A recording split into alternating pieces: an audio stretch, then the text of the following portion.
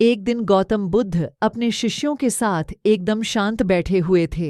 उन्हें इस प्रकार बैठे हुए देख शिष्य चिंतित हुए कि कहीं वह अस्वस्थ तो नहीं है। एक शिष्य ने उनसे पूछा कि आज वह मौन क्यों बैठे हैं, क्या शिष्यों से कोई गलती हो गई है। इसी बीच एक अन्य शिष्य ने पूछा कि क्या वह अस्वस्थ हैं, पर बुद्ध मौन रहे। तभी कुछ दूर खड़ा व्यक्ति जोर से चिल्लाया, आज मुझे सभा में बैठने की अनुमति क्यों नहीं दी गई है। बुद्ध आंखें बंद करके ध्यानमग्न हो गए। वह व्यक्ति फिर से चिल्लाया, मुझे प्रवेश की अनुमति क्यों नहीं मिली।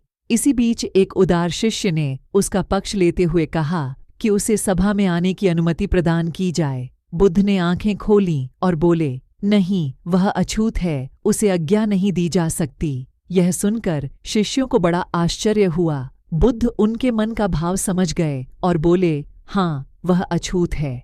इस पर कई शिष्य बोले, हमारे आश्रम में जात पात का कोई भेद ही नहीं, फिर वह अछूत कैसे हो गया।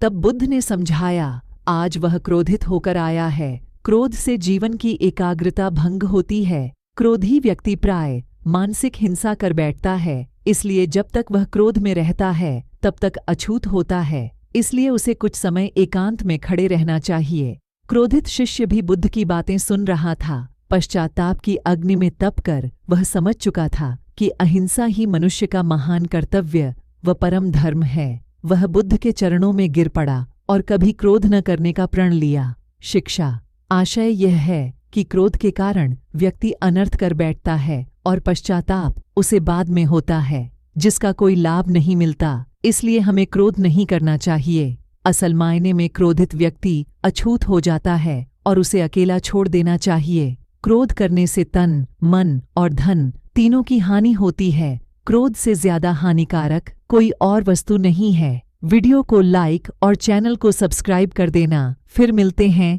एक नए वीडियो के साथ।